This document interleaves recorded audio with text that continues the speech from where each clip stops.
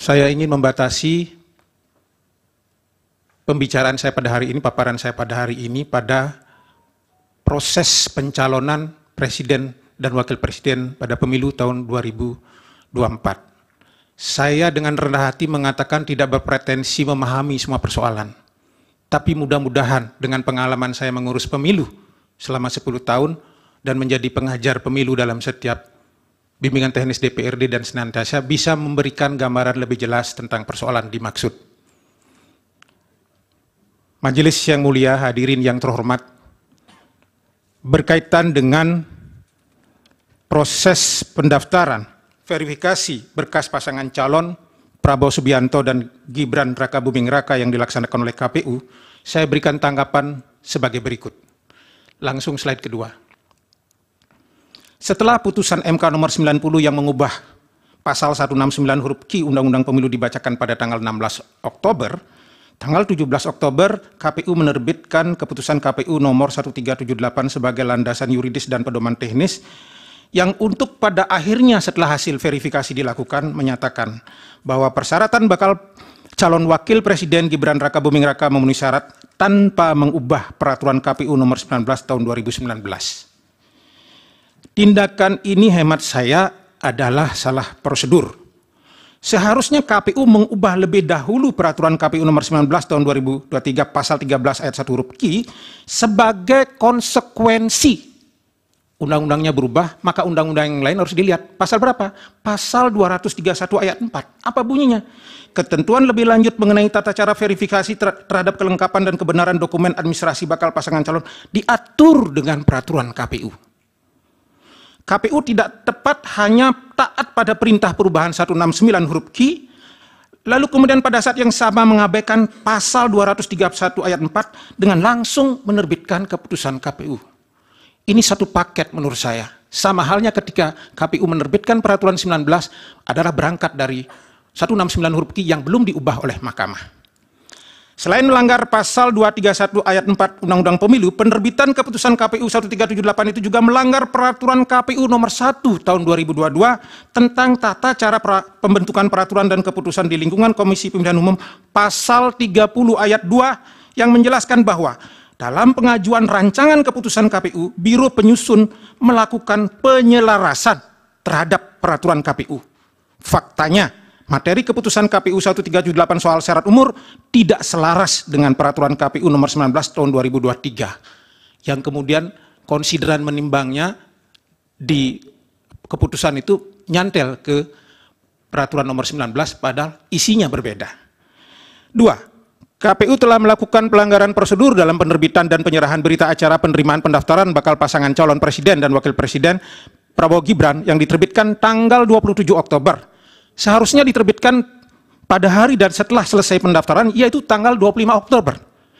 Penerbitan berita acara pendaftaran yang dilakukan pada hari yang berbeda adalah pelanggaran terhadap keputusan KPU nomor 1378 bab 4 huruf D angka 2 yang berbunyi, dalam dokumen persyaratan pencalonan dinyatakan lengkap dan memenuhi persyaratan pencalonan serta dokumen persyaratan bakal pasangan calon dinyatakan lengkap, KPU memberikan lampiran 1 Romawi tanda penerimaan dalam kurung model penerimaan titik pendaftaran titik PPWP tanda hubung KPU kepada bakal pasangan calon.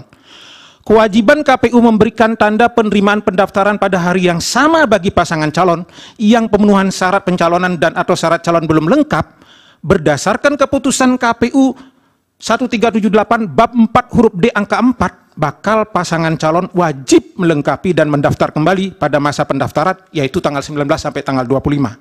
Ini bermakna apa? Apabila tanda penerimaan pendaftaran diberikan setelah habis masa pendaftaran dan ternyata kemudian salah satu dokumennya belum lengkap, maka hilanglah hak bakal pasangan calon untuk bisa mendaftar kembali dan melengkapi pada tanggal 25 itu. Itu ininya, kunci dari persoalan masalah berkas tadi. 3. Dalam rentang waktu di antara tanggal 25-28 Oktober 2023 pada masa pendaftaran dan verifikasi berkas pasangan calon Prabowo Gibran, KPU seharusnya mengirim surat pemberitahuan hasil verifikasi dokumen syarat pencalonan dan persyaratan calon, khususnya poin tentang syarat umur minimal bakal calon presiden paling rendah 40 tahun dan menyatakan Gibran berdasarkan ketentuan peraturan KPU nomor 19 tahun 2003 pasal 13 ayat 1 huruf Q belum memenuhi syarat. Lalu selanjutnya bakal pasangan calon memiliki kesempatan melakukan perbaikan berkas mengacu pada ketentuan peraturan KPU 19/2023. Namun langkah ini tidak dilakukan oleh KPU karena dalam tahapan ini sekali lagi keputusan KPU nomor 1378 tidak tepat dipakai sebagai alas hukum. 4. Tindak lanjut pertimbangan hukum putusan MK yang menyatakan bahwa putusan ini mulai berlaku pada pemilihan umum presiden dan wakil presiden tahun 2024 seharusnya tetap direspon oleh KPU dengan prosedur tahapan mekanisme perundang-undangan yang berlaku tanpa mengabaikan, menihilkan, atau mengurangi urutan-urutan prosedur sebagaimana ditentukan oleh peraturan perundang-undangan. Bahwa atas tindak lanjut yang prosedural sesuai dengan mekanisme dan peraturan perundang-undangan, ternyata peraturan KPU hasil perubahan baru bisa diundangkan misalnya setelah selesai pencalonan. Bukanlah ranah dan tanggung jawab KPU untuk dipersalahkan apabila ada orang per orang yang tidak dapat mendaftar sesuai dengan putusan MK nomor 90. Wewenang KPU adalah menindaklanjuti putusan MK sesuai dengan tahapan, waktu, dan prosedur sebagaimana diatur dengan peraturan KPU nomor 1 tahun 2022 tentang tata cara pembentukan peraturan dan keputusan di lingkungan Komisi Pemilihan Umum.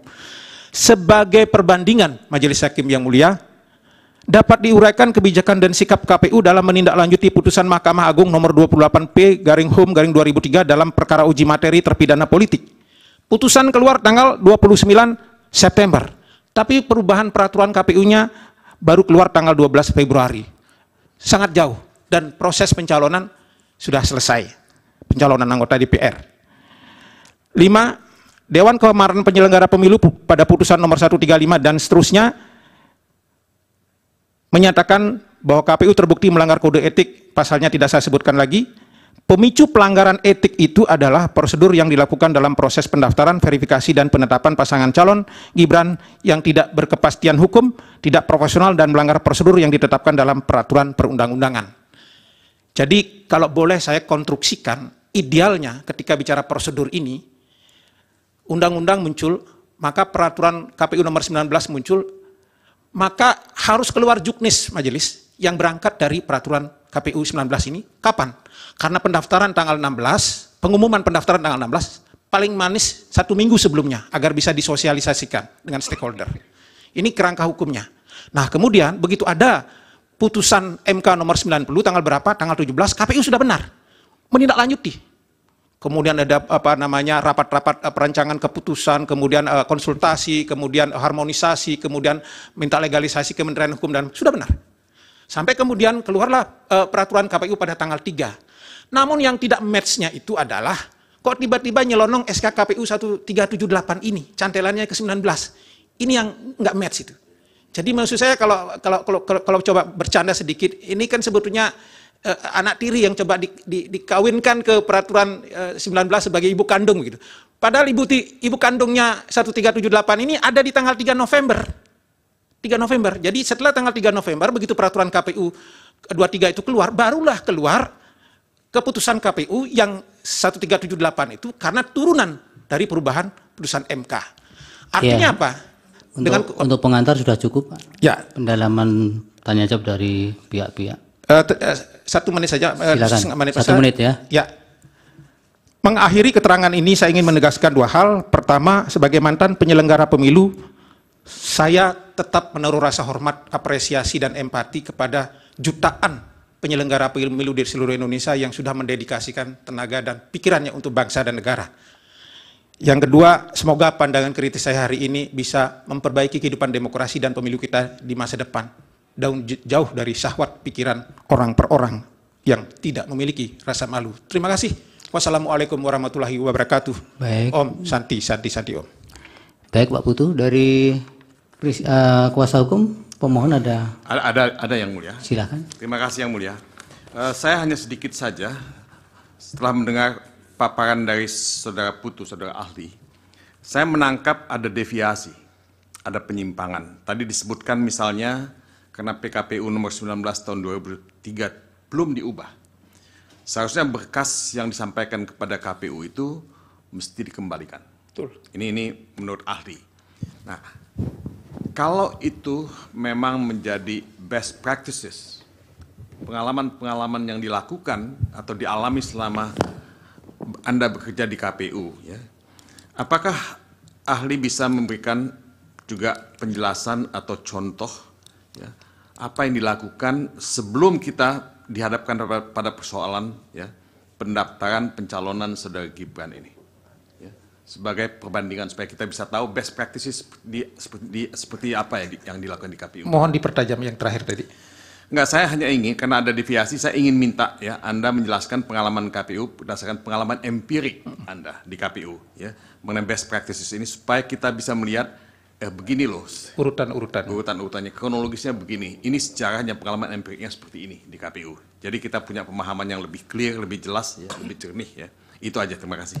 Terima kasih. Satu lagi yang mulia, ada dari kolega saya, Saudara Sira Prayuna. Silakan, Pak Sira. Terima kasih yang mulia. Saya kira ahli ini tadi menjelaskan anatomi tentang kekeliruan, ketidakcermatan, atau ketidakmampuan dalam menafsir sebuah undang-undang atau putusan MK, dan itu sudah dijelaskan dengan gamblang. Saya kira saya tidak perlu melakukan pendalaman lagi. Nanti biar teman-teman yang lain dari pihak pemohon terkait atau pihak Bawaslu saya bertanya. Terima kasih yang mulia. Dari termohon ada pertanyaan?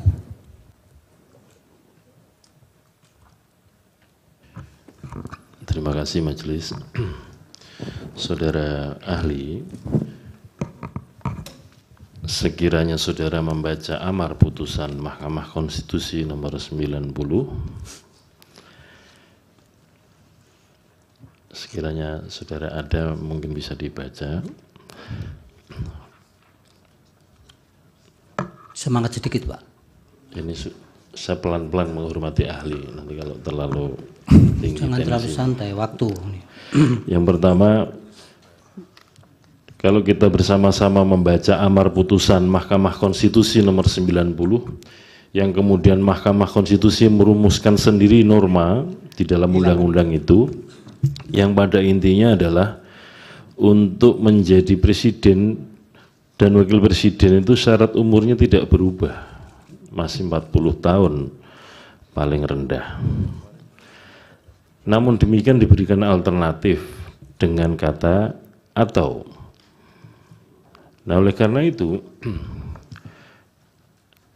ketika KPU menerima pendaftaran bakal calon menggunakan peraturan KPU nomor 19 ya, tahun 2023, ketentuan tentang syarat umur itu tidak ada perubahan. Hanya saja bagi yang belum umur 40 tahun diberikan jalan alternatif. Nah, ini dalam pandangan saudara ahli, tadi yang berkali-kali menyatakan KPU salah menafsirkan, ya, pertanyaannya, ketika ketentuan tentang syarat umur berusia paling rendah 40 tahun di peraturan KPU nomor 19 tahun 2023, itu dalam pandangan KPU digunakan untuk menerima dokumen persyaratan atau menerima pencalonan yang kemudian kategorinya adalah apakah dokumen syaratnya lengkap atau tidak. Yang kedua, untuk memutuskan apakah memenuhi syarat atau tidak, yang bagian akhir itu ditetapkan pada tanggal 13 November 2023, dan peraturan KPU sebagai perubahannya itu diundangkan pada tanggal 3 November 2023. Artinya sudah menggunakan ketentuan yang dilakukan perubahan menyesuaikan norma di dalam putusan Mahkamah Konstitusi. Pertanyaan Bapak. Ya, pertanyaan saya, karena ahli tadi mengatakan bahwa KPU salah prosedur, pertanyaan ya, saya nanti apakah Bapak kan punya ahli, punya saksi juga, bisa untuk mengkanter itu kalau tidak benar. Ya, karena beliau menyatakan itu kan saya bertanya. Yang kedua, di dalam Undang-Undang Pemilu pasal 227 berkaitan dengan dokumen persyaratan yang harus disampaikan kepada KPU, itu ditentukan bahwa salah satunya adalah surat keterangan kesehatan dari rumah sakit pemerintah yang ditunjuk oleh KPU. Ini menurut undang-undang. Kemudian itu pun dirujuk kembali di dalam PKPU nomor 19 tahun 2023 pasal 13 bahwa salah satu dokumen yang harus diterima KPU ketika melakukan pendaftaran adalah surat keterangan kesehatan dari rumah sakit yang ditunjuk oleh KPU. Nah, kalau hasil pemeriksaan kesehatan disampaikan kepada KPU pada tanggal 27 Oktober 2023, kemudian KPU membuat berita acara pada tanggal 28 Oktober 2023, dan untuk semua dokumen syarat yang lain sudah diperiksa KPU dinyatakan lengkap, pertanyaannya adalah apakah KPU melanggar prosedur membuat berita acara tanggal 28 Oktober? Sementara urut-urutannya dokumen persyaratan memang demikian yang ditentukan undang-undang, dan KPU melakukan ini berdasarkan urut-urutan yang ditentukan oleh undang-undang. Terima kasih. Baik, dari pihak terkait. Ada dua yang mulia. Silakan. Pak Kaligis dan Pak. Terima kasih yang mulia kepada yang saya hormati ahli. Saya mungkin penganut asas quitaset consentire videtur. Diam berarti setuju. Fakta hukumnya, waktu pendaftaran dan 5 debat, itu saya anggap semua orang mengetahui undang-undang, termasuk pasangan nomor 1 dan nomor 3. Dan mereka meladeni pasangan nomor 2, baik dalam pendaftaran maupun di dalam katakanlah debat. Seandainya ini, nomor 3 yang menang, perkara ini tidak akan masuk kemari. Itu pertanyaan saya nomor 1. Pertanyaan saya nomor 2, kalau saya baca posita ke petitum, itu diposita penuh dengan katakanlah narasi bahwa Presiden Jokowi melakukan kejahatan-kejahatan. Itu kan diatur ya di dalam katakanlah bab 28 Kitab Undang-Undang Hukum Pidana mengenai kejahatan jabatan. Pertanyaan saya sederhana, pernahkah atau dilaporkan mengenai kejahatan jabatan ini? Karena kalau bukti itu bukan dari narasi, tapi dari bukti hukum acara. Jadi dua pertanyaan saya kepada Anda, karena posita di sini tidak artinya mendukung petitum, bukan mengenai masalah mengenai KPU, tetapi izin juga yang mulia, kami keberatan karena pertanyaannya di luar kualifikasi ahli yang mulia. Iya, nanti kan ahli bisa tidak menjawab kalau memang tidak. Baik, terima kasih yang mulia. Cukup yang mulia. Terima kasih ya. Pak Pari masih nambahkan. Silakan satu pertanyaan. Ya, terima kasih yang mulia. Saya singkat saja. Ahli ini kan praktisi penyelenggara pemilu ya. Iya, ada 2 periode apa 1 periode itu. Ini pertanyaan saya mungkin begini, karena terbiasa untuk menindaklanjuti putusan Mahkamah Konstitusi kan tentunya sangat banyak. Banyak lembaga-lembaga negara, penyelenggara pemerintahan ini yang menindaklanjuti putusan MK, langsung memperlakukan atau juga ada yang membutuhkan tindak lanjut dengan pengubahan bagian tertentu daripada regulasi yang sifatnya teknis. Saya ambil contoh saja sebelum Anda menjawab. Kemarin yang paling terkini adalah putusan Mahkamah Konstitusi tentang perpanjangan masa jabatan atau akhir masa jabatan kepala daerah. Ada sekitar 5 kepala daerah. Itu automatically langsung berlaku. Termasuk salah satunya adalah Gubernur Maluku. Itu tidak membutuhkan penjabaran atau perubahan peraturan Menteri Dalam Negeri, tapi langsung berlaku norma yang telah dinyatakan konstitusional bersyarat itu langsung berlaku. Nah, sebagai penyelenggara, praktisi penyelenggara pemilu selama ini, saya ingin bertanya, antara kedudukan status norma yang diputus oleh Mahkamah Konstitusi dengan norma regulasi yang diatur dalam PKPU itu, kira-kira mana yang menjadi kaidah yang harus segera dilaksanakan, dan kira-kira mana yang sifatnya fakultatif yang boleh ditindaklanjuti dengan pengubahan atau tidak gitu kan? Karena ini kan diberlakukan karena berkaitan dengan hak konstitusional orang untuk mencalonkan diri sebagai calon wakil presiden. Lalu Anda mengatakan tadi bahwa ada persoalan yang sangat serius karena tidak ada perubahan PKPU itu, bisa mengakibatkan kebatalan seseorang atau pencalonan seseorang itu bisa dinyatakan batal. Itu gimana ya? Apa argumentasi itu didasarkan pada hukum apa itu? Atau mungkin bisa jelaskan buat kita di sini, kira-kira norma hukum apa yang mengatur seperti itu sehingga pendapat itu dibangun dengan cara seperti itu. Demikian. Terima kasih. Dari Pak Oso cukup. Dari Hakim. Silakan Pak Putu dijawab. Baik, singkat saja. Mohon saya izin menjawabnya tidak berurutan sesuai dengan skala urgensinya. Tapi menunjuk ke yang bertanya ya, supaya oke. Iya. Saya menjawab yang terakhir dahulu soal mana yang harus didahulukan. Coba caption yang kedua. Penjelasan saya tadi sudah jelas. Ketika kita berbicara putusan Mahkamah Konstitusi nomor 90, kedudukannya setara dengan undang-undang, clear. Tidak ada yang dibantah. Tetapi pada saat yang sama, satu paket, 231 mengatakan bahwa pendaftaran verifikasi dan seterusnya ini diatur dengan peraturan KPU.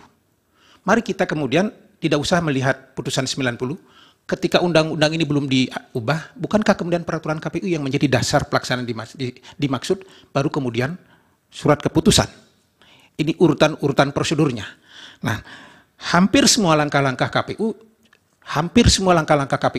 dengan urutan-urutan semacam itu. Karena apa? Karena regulasi KPU ada namanya Peraturan KPU nomor 1 tahun 2020 tentang tata cara pembentukan peraturan perundang-undangan yang mengatur soal itu. Bahkan di masa saya, karena kebetulan di situ waktu itu belum ada konsultasi, tanggal 6 Juli putusan MK soal KTP boleh masuk. Malamnya langsung keluar peraturan KPU. Bukan surat keputusan KPU, bukan surat edaran. Peraturan KPU langsung diubah dan 9 Juli bisa dieksekusi.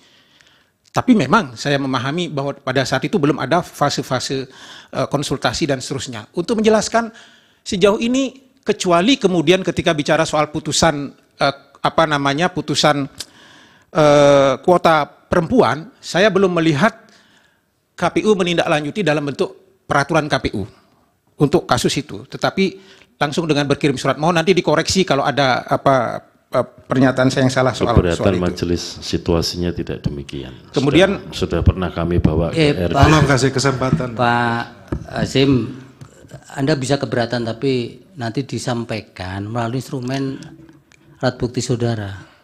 Nah, kemudian berkaitan dengan tindak lanjut putusan MK menyangkut perpanjangan kepala daerah, saya tidak masuk dalam ranah ketika bicara soal apakah kemudian tidak lanjuti dengan peraturan pemerintah atau tidak.